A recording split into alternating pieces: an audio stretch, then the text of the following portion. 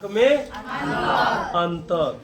तो गुणांक और घातांक में अंतर बहुत सारे बच्चे समझ नहीं पाते हैं। समझ रहे हो कि गुणांक क्या है और घातांक क्या है। एगो कोएफिशिएंट है और एगो क्या है, पावर है।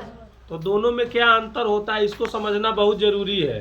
तो हमने बताया घातांक का अर्थ हमने बताया है कि जैसे मान लो लिखा है 4x पे कितना घात, 3 घात ना।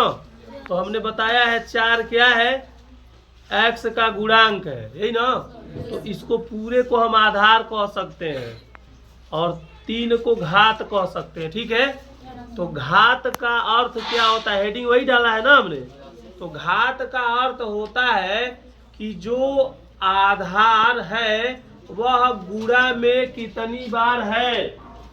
सुने हो, एक बार और सुनो। घातांक का मतलब क्या होता है, meaning of power in mathematics. Meaning of power in mathematics. तो क्या मतलब होता है, मतलब गणित में घातांक का क्या अर्थ होता है, ये मैं आपको समझाना चाह रहा हूँ आज। देखो पलक इधर।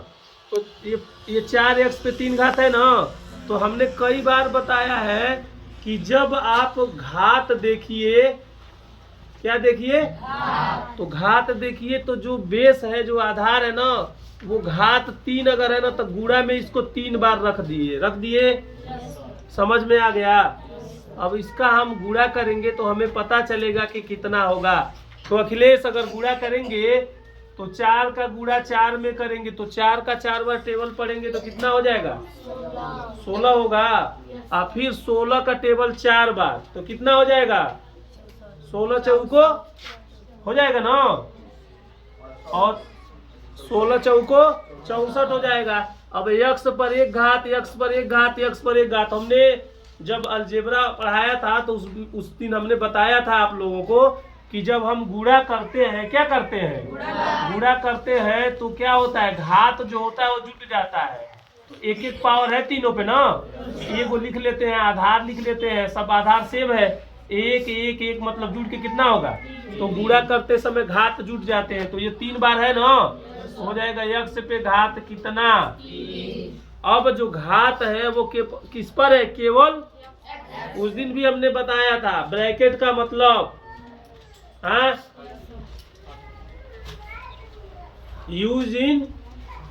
Use of bracket in mathematics, use of bracket in exponent, use of bracket in exponent मतलब कोष्टक का घातांक में प्रयोग, यही बताया था ना। उस दिन भी हमने बताया था, थोड़ा सा ध्यान से सुनो। हमने बताया था अगर 2x पे अगर 3 पावर है तो इसका मतलब ये है, इन दोनों का अर्थ समझ लो। देख रहे हो डिफरेंस दोनों में। यहाँ ना, यहाँ 2x पे 3 पावर का मतलब 2x जो है ना, 2 पे भी है, x पे, दोनों पे 3 पावर है। लेकिन यहाँ अगर अब देखो ना, अगर इसका हम प्रसार करें तो इसको लिख सकते हैं 2x multiply 2x multiply 2x लिख सकते हैं। लेकिन अगर इसका प्रसार करेंगे तो लिखेंगे 2 multiply x multiply x multiply, यानी कितनी बार। दोनों में अंतर नहीं समझ में आया, दिख रहा है दोनों में अंतर। तो ये है कोष्टक। अगर कोष्टक है तो पूरे का प्रसार होगा, अगर कोष्टक नहीं है तो केवल x का प्रसार करेंगे, 2 का नहीं करेंगे। इतनी जानकारी हुई। देखो मैथ में ना बहुत सारा रूल होता है और एक सवाल लगाने में ना कभी कभी 3-4 रूल फॉलो होता है। तो जब आप उसको ना यूज नहीं करोगे ना, जाके घर पे फार्मूलाओं का यूज नहीं करेंगे, समझ रहे हो, बार बार फार्मूला, मैथ में फार्मूला नहीं याद होता, इतना फार्मूला है कि याद नहीं हो पाएगा। लेकिन जैसे जैसे यूज करते हैं, जैसे जैसे यूज करते हैं वैसे वैसे क्या होता है, हमें याद होता जाता है। समझ गए। फार्मूला जैसे जैसे यूज करेंगे वैसे वैसे क्या होगा, याद होता जाएगा। जितना फार्मूला यूज करेंगे उतना याद हो जाएगा कि क्या है, कौन सा रूल कब लगेगा। तो यहाँ देखो घातांक का मतलब समझा दिए। अब गुणांक का मतलब समझो, कोएफिशिएंट का मतलब समझो। मीनिंग ऑफ कोएफिशिएंट क्या मतलब है इसका, बहुत अच्छी वीडियो है। अलजेब्रा बहुत सारे लोगों को नहीं आता, इसका सबसे बड़ा रीजन यही है ना कि वे अलजेब्रा के नियमों को जानते ही नहीं है। समझ गए। वो जानते ही नहीं है कब उसका क्या करेंगे, एक्सपेंडेड फॉर्म करेंगे, विस्तारित रूप कैसे होगा। समझ में आया ना।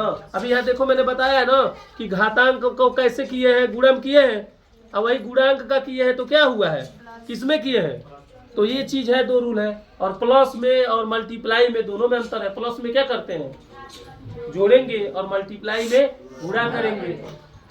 तो जोड़ने में और गुणा करने में बहुत अंतर है, दोनों अलग अलग प्रोसेस है कि नहीं है। यहाँ देखो तो 4y पे 4 घात है, इसका मतलब ब्रैकेट से बाहर है कि नहीं है।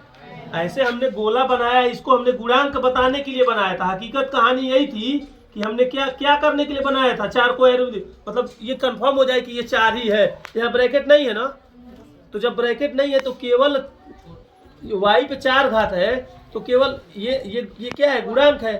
तो मतलब ये गुणांक कितना, 4 है। समझ गए। तो अब ये 4 गुणांक है तो बता रहा है, तो ये प्लस में ना गुणांक बताता है। तो 1y पे 4, 2y पे 4, 3y पे 4, 4y पे 4। अब इसको अगर हमको सिंपल फॉर्म में लिखना है तो देखो सबके साथ एक एक लगा हुआ है ना, 1 लिखा नहीं जाता है, 2, मतलब किसी भी नंबर के आगे 1 क्या होता है, +1 छुपा होता है। प्लस तो पहले से छुपा रहता है, लिखते नहीं है उसको। तो यहाँ पे +1 +1 +1 +1 यानी कितना, 1 2 3 4 हो गया, तो उसको 4। अब ये विस्तारित रूप है। तो ये दोनों का मतलब समझ में आया। मतलब एक का मतलब कितना हो गया, 64 x पे 3 हो गया। और दूसरा क्या है, यहाँ पे तो मान लो ये 4 है, तो 4 बार इसको हम प्रसार कर दिए प्लस में। तो ये दोनों में अंतर दिख गया, कहीं कोई समस्या। तो ये चीजें होती हैं। अगर आपको किसी चीज को समझना है तो उस चीज को अच्छे से समझेंगे तब जाके समझ में आएगा।